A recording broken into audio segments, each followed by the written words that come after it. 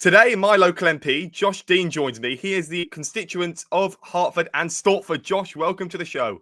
Hi, Jamie. Thank you very much for having me. Absolutely no problem. So, as I said to you before, we're going to talk about your journey into politics and at school Mhm. because you grew up in the constituency, which I'd like to say, if I was voting for someone, is pretty important that they were being brought up in where they are kind of battling to get, I suppose. So, talk to us then about your upbringing in Hertford. Well, yeah, absolutely. I grew up in Hertford and Stortford. This constituency is very much my home. I was really lucky to go to school here in the local area. I'm a very proud former Richard Hale boy. Um, and this, as I say, this community has been my home. So to be able to represent Hertford and Stortford here in Parliament is a huge, huge privilege. And a real honour. And I'm still sort of pinching myself every day that I get to walk in here to be our member of parliament, but it really drives you forward, knowing that the work that you're doing, it's for your friends, your family, your neighbours. It's a real privilege. I'm very lucky. Well, obviously, congratulations for becoming the MP of this place. And of Thank course, you. I actually went to Richard Hale in year 7 and year 8, and then I decided to leave to go to Chauncey for Mm, various different reasons. But I know Richard Hale's a brilliant school, and it's got a lot of tradition behind it. So when you mm, were sort of growing up there, obviously I wasn't there past year 8, I suppose. mm. What did Richard Hale do for you? Because I know that your history teacher, for example, kind of got you into politics. Yeah, I mean, yeah, absolutely. Richard Hell really, instilled a lot in me, as it did with all of the students there. And I think, you know, one of the most interesting things about doing what I do now is that it's only as you get older that you sort of look back and reflect on how much being at that school gave you and really sort of made you who you are. Richard Hell is very big on tradition, as you say. It's over 400 years old, but it also is a school that teaches you to think critically, that really encourages you to work hard, to do good things. And it's a huge part of why I am here now. I think that I actually went to Richard Hale. So I've been very, very proud to go back and visit Richard Hale. Firstly, as our candidate during the general election, and now as our member of parliament, I returned to Richard Hale for our annual remembrance service. As you know, Richard Hale has its own remembrance service every year. And it was a real privilege to be able to stand there on the grounds where I sort of used to be a student as our member of parliament. So as I mentioned to you, obviously I went to Chauncey, and I think we're very privileged to live in this place in Hertfordshire. It's a brilliant place in terms of schools. We've got a lot of outstanding Mm, schools, Chauncey being one of them. And I have to say, I know that you visited them, and I know there's a lot of brilliant teachers. I suppose near enough all of them are mm, brilliant. In fact, all of them are brilliant. So mm. let's just destroy the elephant in the room really quickly. So I don't know if you can see, I've got a Harvey Elliott shirt behind me, and Yeah. I do a lot of football stuff on the podcast. I interview footballers Mhm, and coaches. So are you a mhm. football fan or not? I'll be totally honest with you. I'm not a sports person myself, Oh, but I've been very lucky to attend some of our local games recently. yeah. So I was at the Hertford Town and Aylesbury game at the weekend. I visited a Ware game shortly after I was elected in August. And I was brought there by a fantastic organisation called Pitching In, and they do a lot of really fantastic stuff with some of our local clubs. So I'm slowly learning to love football. And I think the real privilege of being able to attend those games is actually being there amongst our community, seeing the real passion and love that our residents have for our local teams. We've also done some really interesting work. We've been linking up with the Bishop Stortford Community Football Club, who provide, fantastic opportunities for, hundreds of our children and young people in Bishop Stortford in the local area. So while I'm not personally an enormous football fan, although as I say, I'm learning to love it, I'm really interested and really inspired by what our local clubs do for local people and the opportunities that they provide. Yeah, well, I know a lot of people that obviously play football because it's, I guess, the biggest sport in our country. But in terms Mm, of what we do on the show, so I'm currently involved in a project in Kenya that I run. mm, And last year we sent over 55 pairs of football boots to a team in Kenya. This year we're looking to do it on a much bigger scale. I've already had over 160 donations from people mm. in the community and people elsewhere up and down the country. So I want to say thank you to everyone. And I know Kenya Project 2025 will be very, very good. So let's go back then to you and your time at Richard Hale. And I think this is something that resonates with a lot of people. I know that you left school at 17 and what the word described you as was directionless. Could you tell us more about that and what kind of when you left school, you were sort of a sinking Mm. ship? Yeah, I mean, as I say, I actually moved from Richard Hale and spent some time at Chauncey as well for the first part of my sixth form. And I realised that sixth form wasn't the right path for me. So I did. I dropped out of sixth form when I was 16, 17. I went and worked. I worked in my town centre in Hertford. I worked in our local Starbucks. I've worked in, I was in recruitment in our local area, but I've also worked in marketing communications in London. I think I was supported by some of our local youth workers. We had some fantastic local youth clubs in Hertford and Stortford, and I was really supported by them to find the path that was right for me. I do think today there are so many young people that realise that traditional education might not be for them, that might want to follow different routes, and I think it's really important that they're supported. And I also think, the real sort of beauty, I suppose, of local youth clubs is that, they're a fantastic place to hang out with your friends, but you are also getting really important support that you don't even realise you're getting. As I say, I really credit our local youth workers with helping me to find my path here to Parliament, because I really believe that had I not benefited from their support, I wouldn't be our Member of Parliament here today. I completely agree with that. And I was actually privileged to go to a youth club only once, unfortunately. Mhm, And I went there. I know that we played a bit of football, had some sweets. It was a good mhm, opportunity to mingle with people in the community in Norfolk. So it was a really good mhm, opportunity for that. And I know what you're saying in terms of it brings you a sense of a community and things like that for people that mhm, might not have that. And I think that's really, really important. mhm, In terms of you, then so you went to Chauncey, then you dropped out, then you studied no, then you went to work in places like Starbucks. Then mhm. you went into studying international relations and politics. Is that the order that it Yep, happened? absolutely. I mean, I realised at the start of the pandemic that there would never be a better time to go back, to go back to education. So I went back. I did a foundation year to get into the University of Westminster. I studied politics and international relations, um, and completely admit that I have yet to hand in a dissertation. The very last part of my course that I had to do was complete my dissertation in my third year. And right around the same time, I found myself elected here to Parliament. So sort of very interesting path, but I think to me, I always reflect on that element of maybe not following traditional route. Going back to university later in life. I think what's really important is that there are opportunities for not just young people, but for anyone at any age to get back to education, to learn a new subject or a new skill, and to really find what their passion is. I'm very privileged. I found what I'm passionate about, what I really care about at a very young age, but I want everyone to be able to find that at a young age, an older age. I want as many opportunities for people in our community as possible. I that just speaks volumes of something that I'm very, very. I'd like to say I'm very good at in terms of trying to tell people around me to understand themselves better than anyone else should, because Mm, there's so many opportunities, and I know Hertfordshire is nicknamed mm, the county of opportunity, isn't it? mm, And it's a brilliant opportunity because I was born and raised in London, and then you've come mm, here, and the crime. I mean, everything's down compared to London in terms of crime, which is mm, obviously a positive. But opportunity is something that this county in Hertfordshire, Hertford and mm, Stortford, they need a lot more. mm, So why politics then for you? I know your mm, history teacher got you into it, but I suppose when you went into that history class, that politics classroom for the first time, or whatever it could have mm. been, you're probably wondering and probably never have thought you'd be sitting here as an MP today.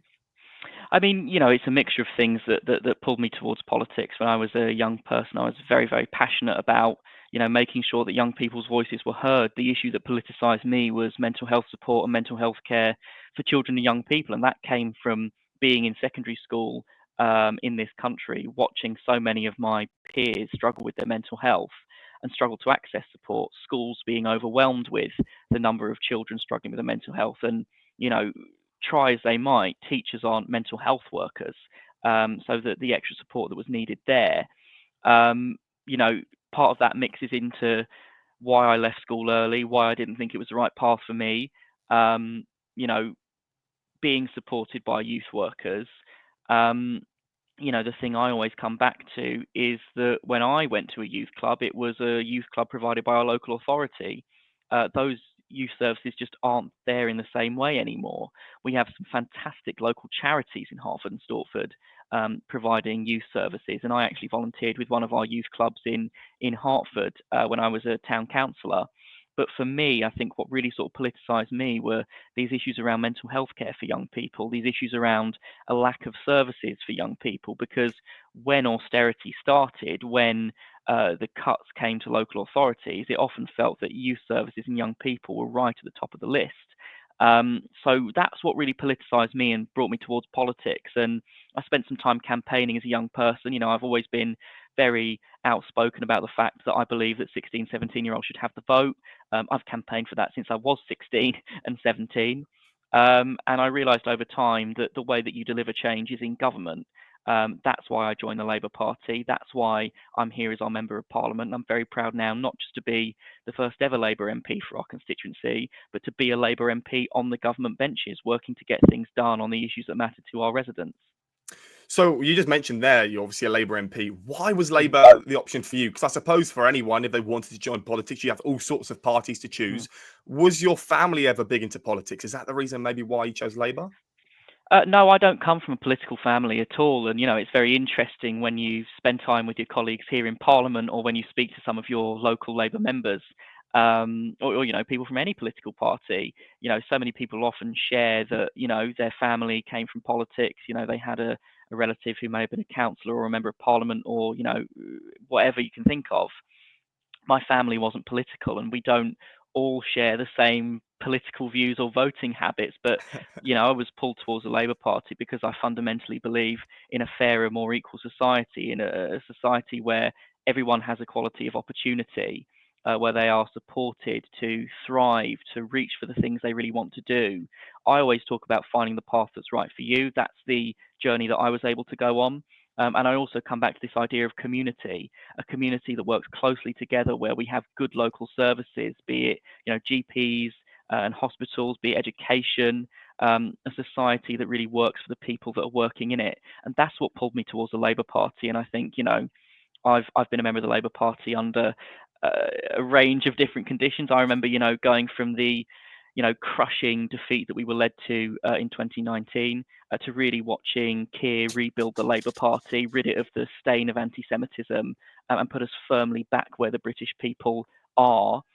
Talking about the issues that matter to them, matter to people in my community. And that's really why I'm here today, because I fundamentally believe we've built a changed Labour Party. Now we have to change the country. Well, we're going to talk about the election campaign in a short space of Mhm. time. And something for me, which, again, I suppose if I didn't come out of London, then I probably would never have been in this Mm, seat talking to someone like you mm, today, was coming to somewhere like Hertfordshire. And my head teacher, Mr. O'Sullivan, as mhm, unfortunately he's now retired, but he was a brilliant guy. And he actually got me into radio. I think something along the lines of I had a meeting with him, and then I mm, came up with some content because I had some ideas that, no, I had some videos that I did in lockdown for YouTube channels. And I had a few subscribers on there, whatever. But then I joined the radio, East Hearts Radio originally, but yeah. that never became fruitful. That never happened. But Unite Radio, and now obviously I've been there for I think since the age of 13, so a long, long time now, about 3 years. Mm, Um, but actually, I remember seeing your face on, I think it was at East Hearts Radio. I was in the mm, studio there, and we were showing the website. And I remember you had that photo. Was it you at like university with the long hair? And then I yeah, went to Unite yeah, Radio, and then it was the same photo. So, yeah. I remember you being there. Mm, And then, so talk to us then about, I suppose, Unite Radio, and then what you were doing. You were doing Real Talk mm, with Josh Dean, and you had yes. some people on there that you were talking to. Yeah, I mean, I've done a bit of community radio work as well, and I've sort of followed a similar path to you. I did some work with East Hearts Radio. I've done some work with Unite Radio. I think having community radio stations is absolutely fantastic. We're very lucky to have that in our community. I think I did about one show with Unite before I jumped straight into the county council elections, and then obviously couldn't, unfortunately, Yeah, commit as much time. I think from my point of view, I always come back to this idea of community. How can we build a stronger community? How can we bring people together?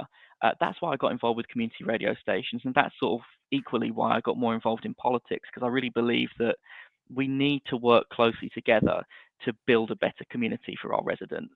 And the great thing, be it politics or community radio, and I'm sure that you'll have found this, is that you get to interact with so many people who share yeah. that view, Mm. who want to build that stronger community, and that's a real privilege, I think. Um, but from my point of view, I did do a bit in community radio, but then got much more involved in politics, and I've sort of followed that path over the past few years. Obviously, when I stood in those county council elections, we were just coming out of I think the first or second lockdown. Um, it's a very different environment, knocking on doors, for the short time that you could do it, to the general election that we just had. But it's been a really, really interesting journey, a really interesting journey. I feel like a journey like yours resonates with a lot of people that obviously I'm 16 and there's a lot of people that Mm, I know, a few people that I know that are 16, 17, 15 that all have our own sort of channels and social media mm, or whatever it could be. And I have a feeling that some of us might fall into politics somewhere down the line because mm, it's a route that resonates with someone like you and it sounds pretty familiar. But in mm, terms of when you started at Unite Radio and when you really wanted to get involved in community radio, I mean, I suppose East Hearts Radio because that came mm, first. mm. Why and how did you manage to get involved in it? I was sort of, it's, something, it's so long ago. um, but, I got in touch with some of the people at East Hearts, fantastic people that are running the things over there. And equally, the team at Unite, I sort of knew through that. I really got involved because I wanted to talk about the issues that were affecting people in our local area. I sort of found that there were, real sort of core issues that it would be beneficial to talk about and give people the platform to speak about. I remember during the pandemic that we did some panel shows actually, where we brought together, local campaigners or local councillors to talk about the issues that were affecting our residents, to talk about, their views and how they might try and resolve them. And I found that really interesting, that opportunity to bring people together sometimes with different views, but all of them with a desire to really work to improve our community. I think that's what's really interesting. When you put aside politics and political views, I fundamentally believe that most people get involved because they want to do something positive. I think people just differ on how they want to go about that. I've had the privilege of being a town councillor in Hertford. As our member of parliament, I meet, councillors and politicians, the police and crime commissioner, right across not just Hertford, but Hertfordshire and Hertford and Stortford. And I'm always sort of, I feel very lucky to be able to speak to people who have, that real passion to make a difference. And likewise with the campaigners that we meet, with the residents that we talk to, people want the best for their local area. And I sort of think my job as our member of parliament is to match that ambition. That's what I want to do, really make sure that when this Labour government are doing good things, and, I think we're seeing some really positive things coming through the House of Commons at the moment, it's about making sure that people in our community feel the benefit of that and get the benefit of that. So, being in this position is hugely privileged, and being able to work with people who want the best for our community is a real privilege as well.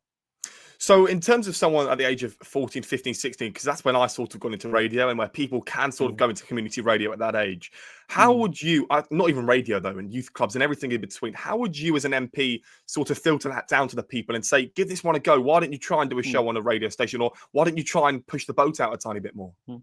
Well, I mean, I think for any young person today, it's about finding what you're really passionate about. It might be community radio, it might be politics, it might be art, it might be, writing, it might be all kinds of things. I think there's two ways that I would talk about this. So, firstly, for young people, it's about finding that passion, finding what you want to do, what you really care about, and following it. And then, from my point of view as our member of parliament, from the point of view of this government, it's about making sure that we equip young people with the tools to really go out and thrive. So whether we're talking about, really early years, making sure that we've got free primary school breakfast clubs so that young people start the day ready to learn, or maybe it's, supporting young people as they get older, making sure that we have mental health support in school so that we can address issues before they become a serious problem.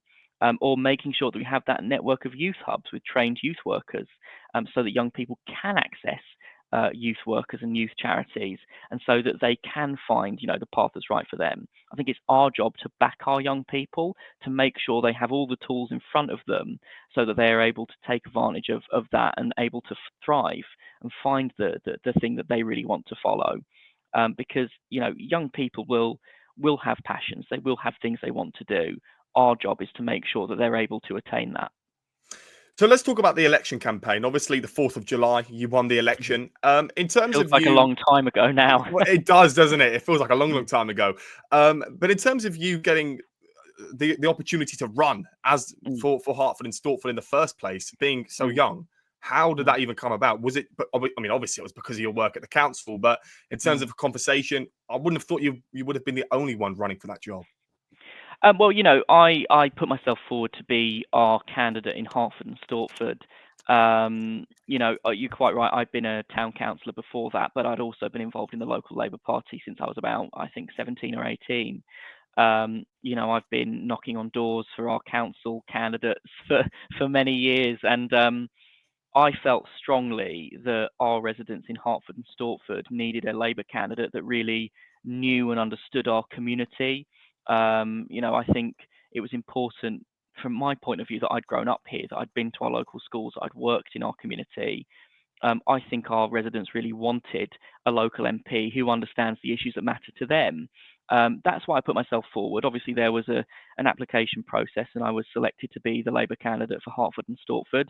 Um, I wasn't the only person that put myself forward, and I don't mind saying at all there was some tough competition. The great thing about standing in any selection or internal election in the Labour Party is that you're always up against some really fantastic, talented candidates that I have huge respect for.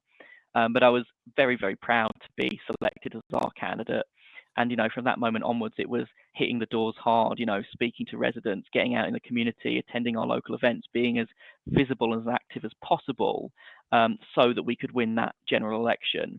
And I'm very, very proud that we did. When were you selected to become the candidate? I think that would have been around January or February 2024. So, Okay. not long at all Yeah, between not then and the long. general election. So you just mentioned you on that day. I suppose you've got to start preparing what you're going to do for the next weeks. Exactly. And, we wasted absolutely no time to get going. Obviously, when I was selected, we weren't sure when the general election was going to be. Yeah. There was some suggestion it could have come in May. Then there was the expectation that we would be waiting until, later in the year.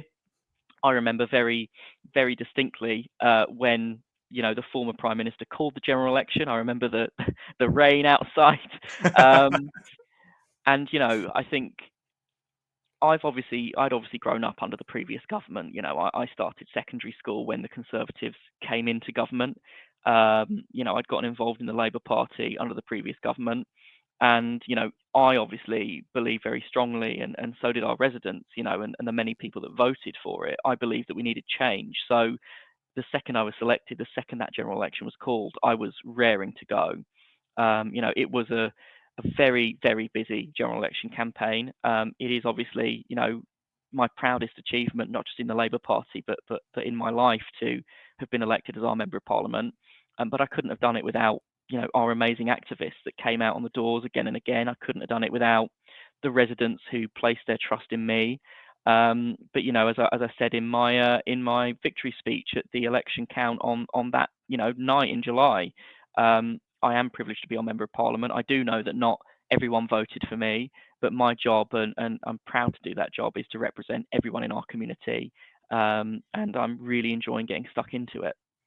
I suppose you being at Labour when you were a youth guy, 17, 16, whatever it could have been, but now being in charge of running a campaign for Labour, the second Mm. biggest, but now obviously the biggest party in the country. So how did you kind of go about that? Do you have any sort of idea how to run a campaign? I mean, I'd run campaigns before, so I was very involved running the campaign for our previous parliamentary candidate. I'd run campaigns for local elections, things like that. I'd been very heavily involved in the county elections in 2021. I think we, came less than 2% from taking what was a safe Tory seat when I was the candidate in Hertford St Andrews. I'd run in the district council and town council elections where I was elected to the town but missed out by about 12 votes on the district. So I've been involved in campaigns before, and I think because this community is my home, I felt very strongly that I had very strong views on what the kind of campaign we needed to run would look like. I know that our residents really wanted to vote for change. That was the driving message. I think that's why Labour's campaign message about change was so right. Our residents wanted change. They wanted a hard-working local MP that would represent them. I made the promise during that campaign to open my constituency office in our community. I'm very proud that my constituency office is in Bishop Stortford, and we're getting very close to having that ready to sort of unveil. And it's about being as active as possible. I've sort of taken a lot from that time in the general election and sort of molded it, evolved it as I've been getting involved as our Member of Parliament. I think being accessible, being visible, being active, that's what people wanted. That was the campaign that we ran, and the sort of candidate that I was, the platform that we put forward. Now every minute of every day is about delivering what those people voted for, delivering that change, delivering that active local MP. We've got 3.5, 4 years now, at least until the next general election. Every minute of every day is about delivery for our residents. I have to admit, I mean, credit to you. I'm looking on social media, 1 minute you're here, next minute you're there. You're kind of all Yeah. over the place, but that's what the people have voted for. So I completely understand why, but it's a credit to Mm, you because you can bring up people, for example, like Nigel Farage, who I know are in a mm, different position, but he's in mm, America sometimes. He's not in his mm, place where essentially the people have voted for him. So I know that mm, for you, for example, it's more of a thing that you have to do. You've been voted in. You're going to have to mm, serve the local community in the way that you have. So credit to that. In terms of personal ambitions for yourself, obviously in the general election campaign, you sort of need to follow the ideas that Labour are trying to promote mm. to the nation. But for your personal beliefs that maybe the Labour Party haven't quite yet brought to the table or anything like that, what would you say makes you possibly a bit different to what Labour will try to offer in terms of positive change? Mm. Well, I mean, obviously, I'm hugely optimistic about the platform that I was elected on. I'm a Labour MP, and I'm very keen to deliver that change with the government for our residents in Hertford and Stortford. And I, was hugely enthusiastic about our manifesto. Where I am now is not just working in Parliament to help the government deliver on that manifesto. So I've been very proud to walk through the voting lobbies to support, for example, the Renters' Rights Bill, ending the scandal of no-fault evictions, protecting renters in Hertford and Stortford. Walking through the voting lobby to support Labour's plan to make work pay, deliver a new deal for working people in our community. But I'm also very keen to work collaboratively with the government to deliver on some of the key priorities for our community in Hertford and Stortford. And, I've had the privilege of speaking at length with our residents about the issues that matter to them. I'm very keen to focus on education and youth services while I'm here in Parliament, not just because that's my background, that's how I was able to find the path that was right for me, but because I want our young people in Hertford and Stortford to be able to grab every opportunity open to them to be equipped to thrive in work and life. So that's a real passion for me. I know that our residents are equally passionate about the environment. We have really, really beautiful rivers and chalk streams in our community. Our chalk streams are not just nationally rare, they are internationally rare. And we have a number of them in Hertford and Stortford. So working with the government on our fantastic water special measures bill to protect our rivers and chalk streams is a really, really important part of what I want to do. We've talked as well about public transport, which is really, really important. We are an increasingly commuter-focused constituency, but it's not just travel to London that matters. It's actually travel across the constituency that matters. I had a really interesting meeting yesterday with some of the people at our local job centre talking about how we can improve access to those services for our local people. Part of that is public transport. Part of that is ensuring services are provided equally across the community. But, on public transport, for example, I always talk about it not in terms of just getting to places. It's about linking our residents up with opportunities for work, opportunities for education, opportunities for leisure and spending time with friends. So I think actually we have to look at it in those terms too. I'm really keen to deliver. I always talk about it in terms of making Hertford and Stortford an even better place to live, work, and learn. I've been privileged to grow up here. My parents moved here in the late 90s because they wanted the best start in life for me. What I want to make sure is that parents who move to Hertford and Stortford, families who start in Hertford and Stortford, they get those same opportunities. They get the best start in life.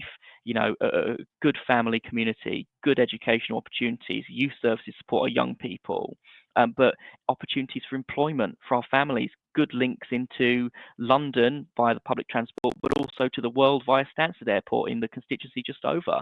So for me, it's really about making sure that our community is the best that it can be.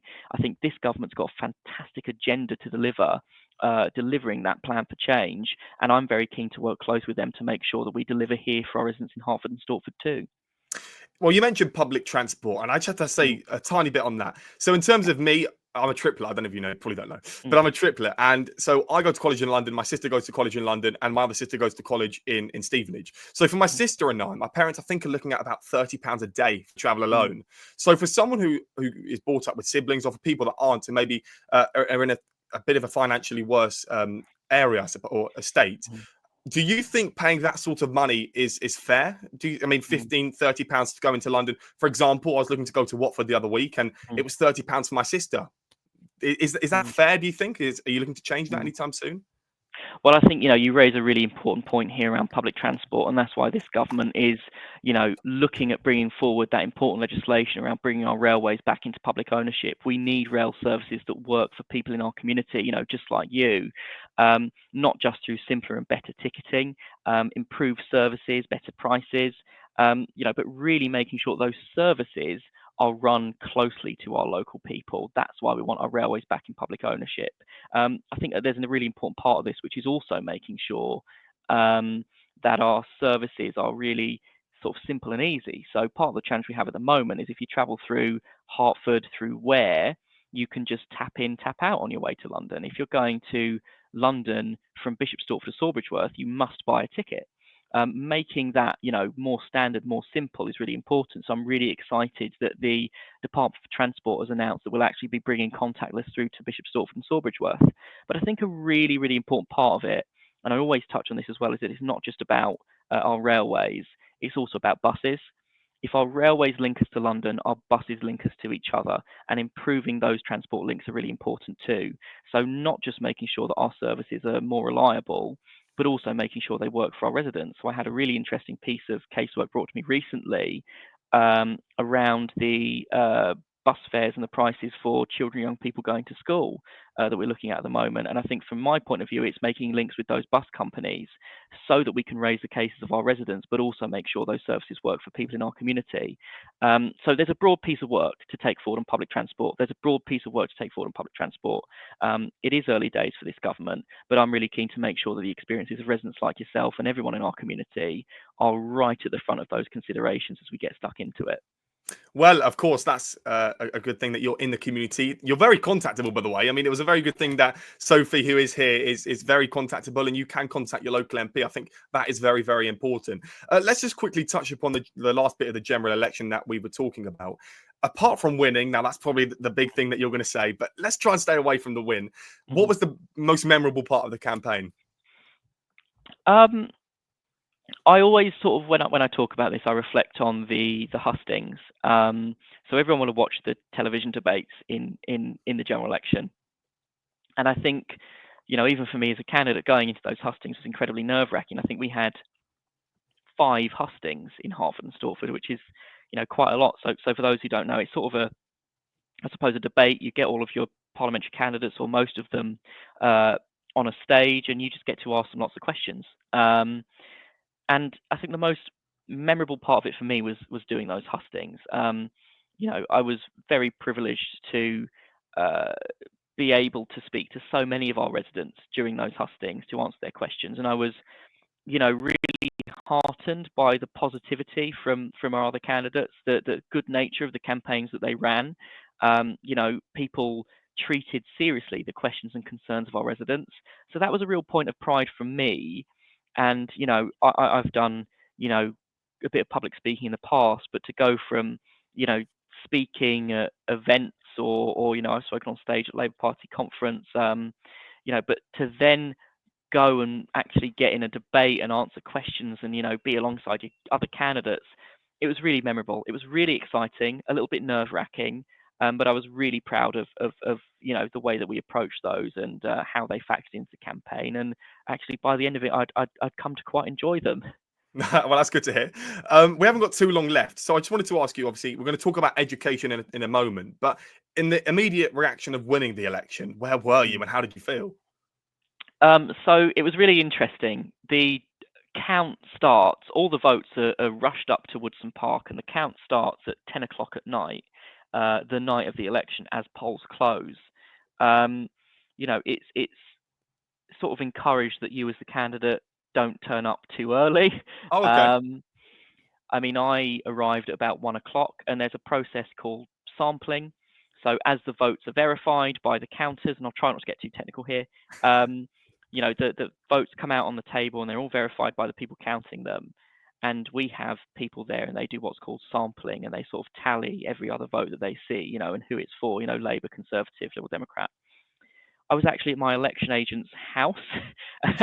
um, because my family had work the next day, so I was trying not to make too much of a racket.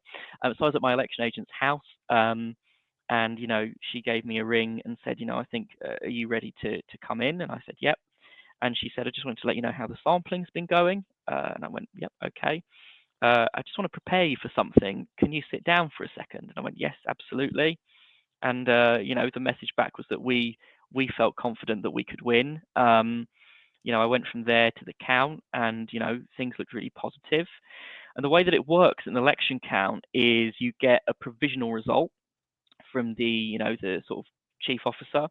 You gather around the stage, you're the candidates and the election agents, and then all of those activists, from your party, from all the other parties, sort of gather around you and watch. And they read the provisional result out to you. And I'd been up since about 6 o'clock that morning for the campaigning we were doing on polling day. It's now probably 2 or 3 in the morning. You are very tired. It was summer, so I had really horrendous hay fever. You feel sort of quite tired, quite spaced out, and you read the provisional result, and I remember being so tired that I was sort of struggling to make out the sort of all the numbers on the page. And before I could sort of make sense of it, all my election agent said to me, "Yeah, you've been elected."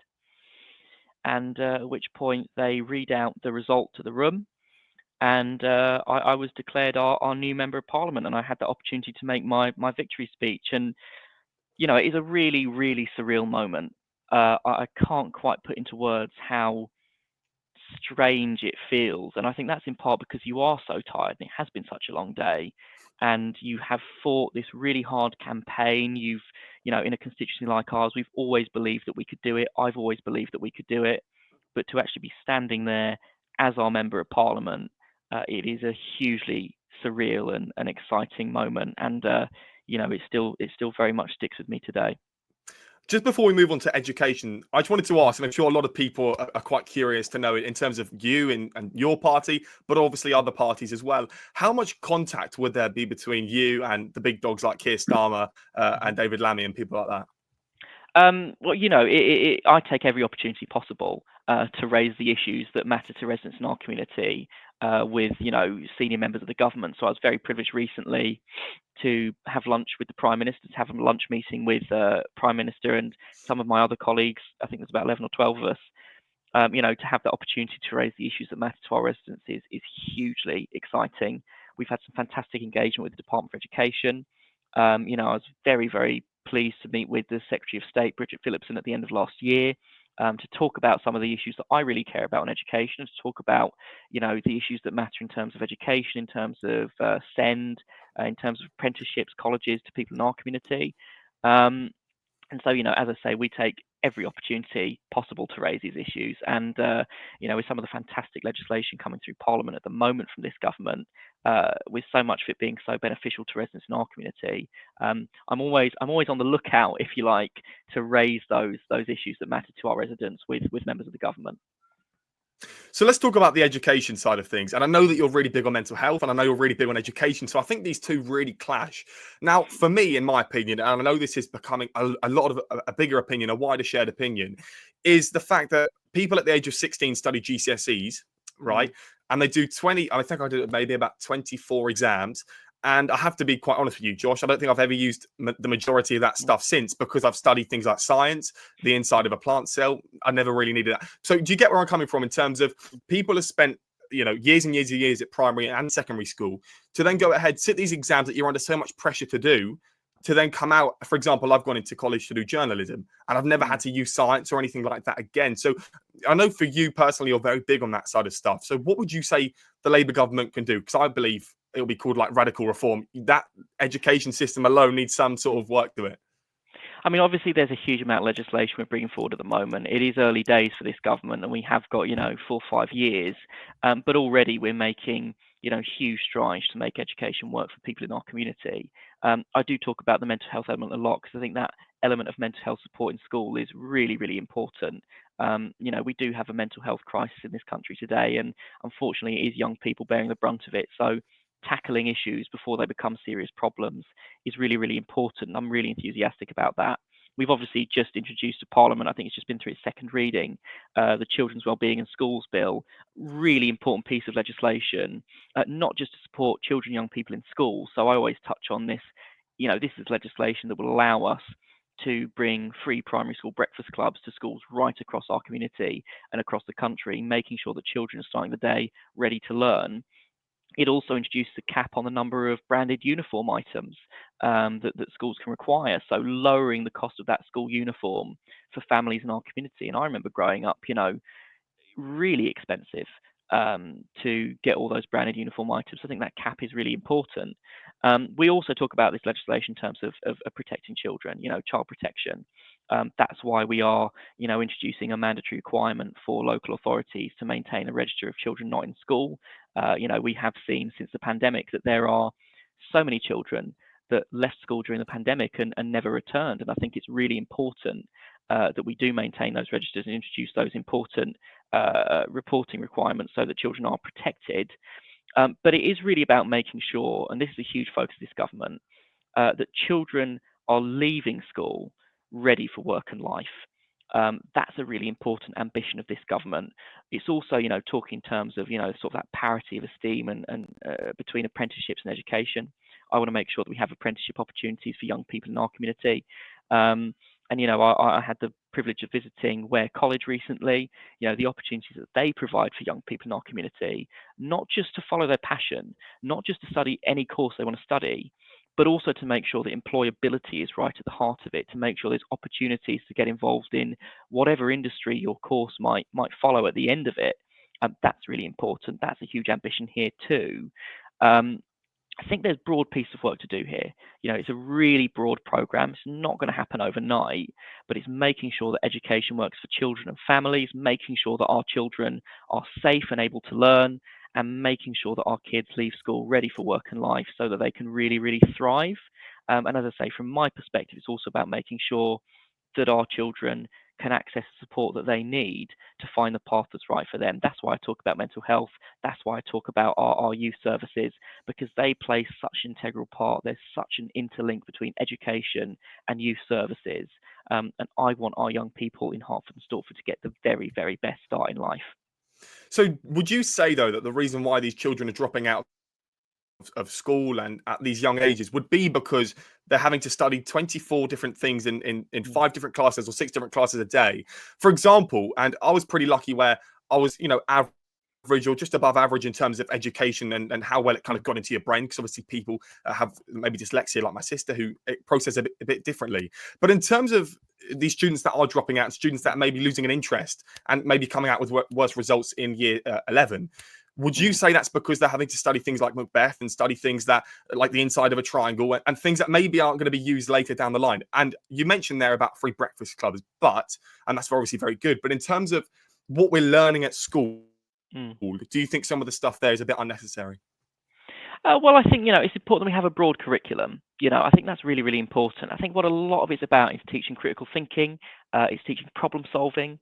It's preparing you for life in work. Because no, you may not in whatever work you follow need to calculate the angles inside of a triangle, but you're going to need to be able to approach problems and solve them. And I think there's a really clear link between the two. But it's making sure that we have a curriculum that really prepares children and young people for life, also works for children in school. You've touched on that point there around why we have children leaving school, and I think that's really, really important. I obviously left school because I felt it wasn't the path that was right for me. I think we also have that element of mental health and challenges there. But I also think you see more and more young people today who realise that a traditional route through education isn't right for them, who may, rather than doing A levels, want to go on and study a skill. And I think that's reform skills offer is really, really important. That's why we want technical excellence colleges across the country, because there will be young people who want to go and learn a skill, whether it's to be an electrician or a plumber. We talk about a program of insulation or solar panels across the country so that we can tackle the energy crisis, bring down bills. Those skills don't come from the government down; they come from the community up. So when those young people do choose to leave school, it's important that we make sure they have the opportunities to learn those skills in our community. Because when they go and learn those skills, and in our community there'll be children, young people going on to Turnford College or Harlow College, fantastic opportunities up at Stansted Airport, their college as well, where they're filling skills gaps in the aviation sector with our local talent, which I think should be hugely proud of. We need to make sure that young people can access those opportunities, because the skills that they learn will go into those areas that we really want to make progress on in our local community. So I think it's making sure that we have that curriculum that works for children and young people, but equally making sure that where there are children and young people that don't follow that traditional route, they are able to take advantage of those opportunities elsewhere as well. So you would say that the main focus, I mean, in terms of education for people like yourself, would be, maybe the curriculum can be shortened down a tiny bit, so you do a less GCSEs, but then you also have the opportunity to be able to go ahead and study journalism or study plumbing or study being an electrician.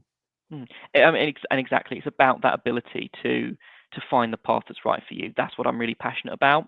That won't always come through education, but for a lot of people it will. It might come through youth services like it did with me. It might come through family or friends, finding what you're really passionate about. Um, but I think what we have to do is back our young people, back them with the tools to really follow the path they want to, and make sure that they're able to thrive in work and in life. That's the community that we want to build. That's what education, I think, really has the power to do. And that's what I'm passionate about as our Member of Parliament. So in November of 2024, not long after being elected, you were made with a strong decision to for the terminally ill adults end of life bill, which was proposed to Mhm, legalize assisted suicide. You mhm, voted for that, but you were very you were I think you were stuck in between two minds. I think a lot of people agreed with the decision, but there was a few that mhm. maybe disagreed with it. So for you as an MP to represent your constituency with a bill like that, how did you decide that that would be the correct decision for you? I mean, it's a hugely important piece of legislation. It's a hugely important piece of legislation. I think the last time Parliament even debated this was nearly 10 years ago. And I really wanted to approach this in the right way. I may have had my own personal views on the legislation in the past, but I've thought that it's a very different context when you have an actual piece of legislation in front of you, a bill, um, and you are the member of parliament. So we held listening sessions in the community so that residents could come to us and share their views on the proposed legislation. We had hundreds and hundreds of people writing into us about the legislation. And, I don't mind admitting that I really, you know, thought carefully and really didn't make a decision right up until, that week of the vote. Obviously, the vote that we had was on a second reading of the private members bill. Um, and that means that passing that second reading, it goes through a process of scrutiny in Parliament. Um, and above all else, I felt that it was really important that this legislation does go through that process of scrutiny. It does get to progress to that next stage. I think that's really, really important. I do think it's important that we have this discussion now. We will see how it progresses as it goes through Parliament. But as always, I still speak to residents about this issue today, and as it comes to further votes in Parliament, possibly later this year, I'll equally be listening to our residents and working with them to ensure their views are represented again. And last thing from me, Josh, would be obviously you're very, very big on the youth, very big on education, very Mm, big on everything that we've spoken about. So mhm. if you had to say anything to the youth, a piece of advice, what would you, as our local MP, say to them? I mean, my advice to young people in our community is to find the thing that you're passionate about and follow it. Find the path that is right for you and go for it. It won't always be easy. That's why we, as a government, need to make sure that you have the tools to do that and that you're supported to do that. But find the thing that you're passionate about and go for it. It might be politics, it might be journalism, it might be football or any other kind of sport. But find it and go for it. Because following that passion, having something that you're really really passionate about, you really care about, it really does carry you through. I'm hugely lucky to have found what I'm passionate about at a young age, and I hope that young people in our community find that too. Josh Dean, thank you very much for joining me. It's been an absolute pleasure. Thank you so much. I really appreciate the opportunity.